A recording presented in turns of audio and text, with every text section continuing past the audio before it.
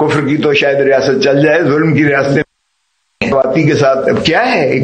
Tweet کر دیا، وہ بھائی اتنی کیا بات، یہاں ایک former prime minister F I R نہیں درج کروا سکتا ہے، کیوں ایک نام جو ہے غلط آ گیا اس میں؟ ہم کیوں ریاست سے اوپر اپنی حکومت کو لے جاتے ہیں؟ ہم کیوں اپنا عدلیہ کو ریاست سے اوپر لے جاتے ہیں؟ ہم کیوں نیوٹرلز کو اپنی ریاست سے اوپر لے جاتے ہیں؟ اپوزیشن کے بغیر ریاست نہیں چل سکتی ہے۔ میں نہیں جا رہا ٹی وی پہ، اس لیے میں نہیں جا رہا کہ جو بات کروں گا پاکستان کے حق میں بات کروں گا، میری پارٹی یہاں سے مجھے گردن سے پکڑ لے گی۔ جب اپوزیشن میں ہوتے ہیں تو ہمیں سارے بنیادی حقوق یاد آتے ہیں، سارے ہیومن رائٹس جو ہے وائلیشنز ہمیں یاد آتی ہیں۔ آئی ایم ایف کتابیں جو ہے وہ بھی ہم بیچیں گے، کیونکہ ہمارے پاس اب بیچنے کے لیے کوئی اور چیز نہیں ہے سوائے ایٹم بم کی۔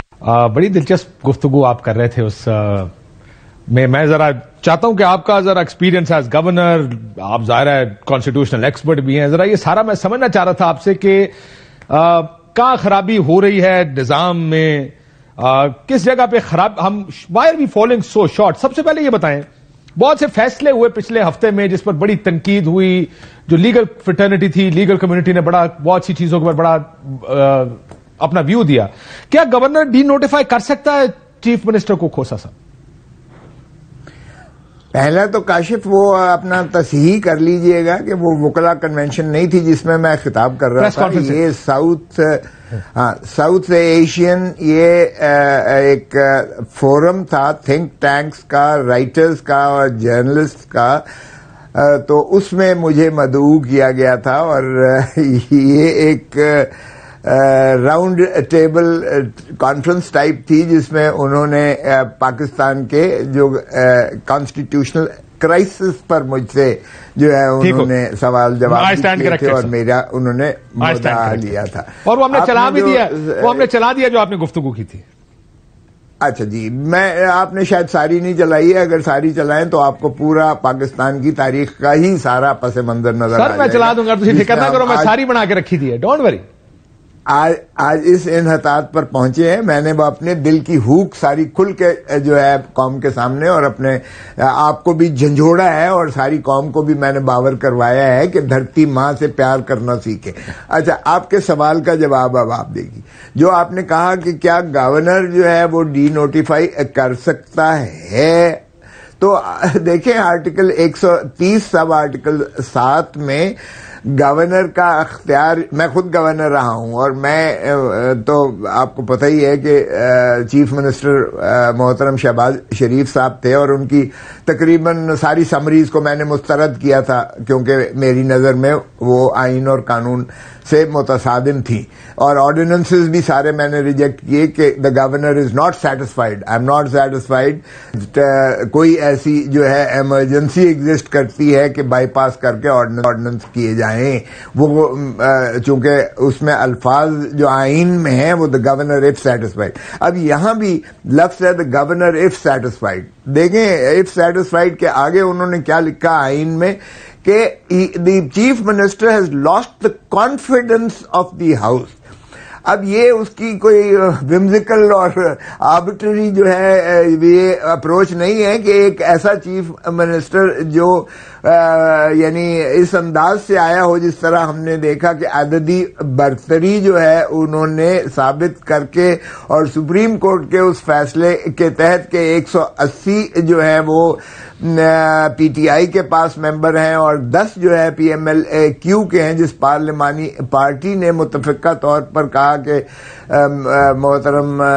جو ہے چودھری پرویز الہی صاحب چیف منسٹر ہوں گے، اور انہوں نے اس کو کیا، اور سپریم کورٹ نے ایک ججمنٹ بھی دے دی کہ اگر کوئی ڈیفیکٹ کرے گا تو اس کا ووٹ کاؤنٹ نہیں کیا جائے گا، اور سیٹ تو خیر اس کی جاتی رہے گی۔ سو اس میں گورنر کی سیٹسفیکشن تب ہوتی اگر وہ 10 ووٹ جو ہے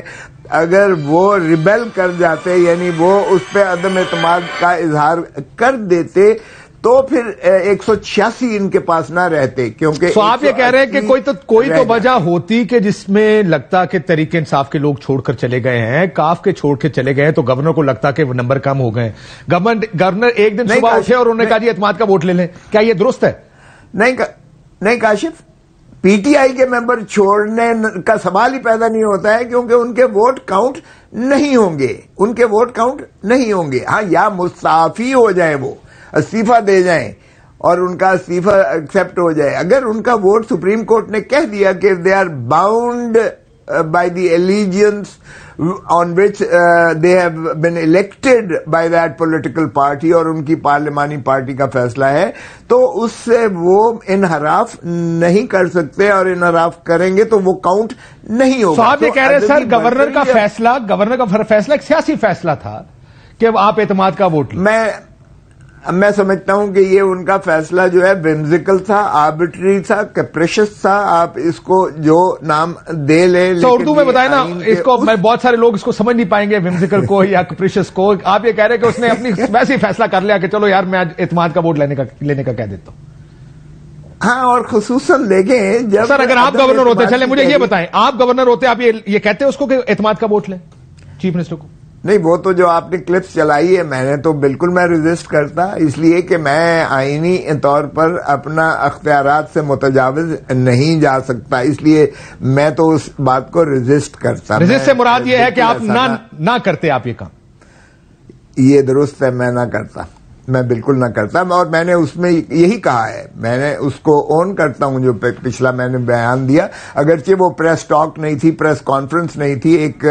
ایسے فورم میں میرا ایک اظہار خیال تھا, لیکن وہ وائرل ہوا, آپ نے بھی دکھایا باہر کا. میں اس کو اون کرتا ہوں. میں ہوتا تو میں یہ نہ لکھتا اور نہ کہتا, اس لیے کہ میری نظر میں جب عدم اعتماد کی تحریک آ گئی ہے تو پھر عدم اعتماد کی تحریک کے بعد گورنر کا سائملٹینیسلی یہ کہہ دینا کہ آپ اعتماد کا ووٹ لیجئے گا, تو یہ اس عدم اعتماد کے جو تحریک جو خود اپوزیشن, یعنی وہاں صوبائی اسمبلی میں جو اپوزیشن نے اس کو مندرج کروایا, داخل کروایا, یہ اس کو بھی پھر انڈو کرتی ہے. تو اس لیے میرے خیال میں وہ چندہ گورنر صاحب کو احتراز کرنا چاہیے تھا, وہ مناسب نہیں تھا ایک ریاستی عہدے کے لیے جو آئین میں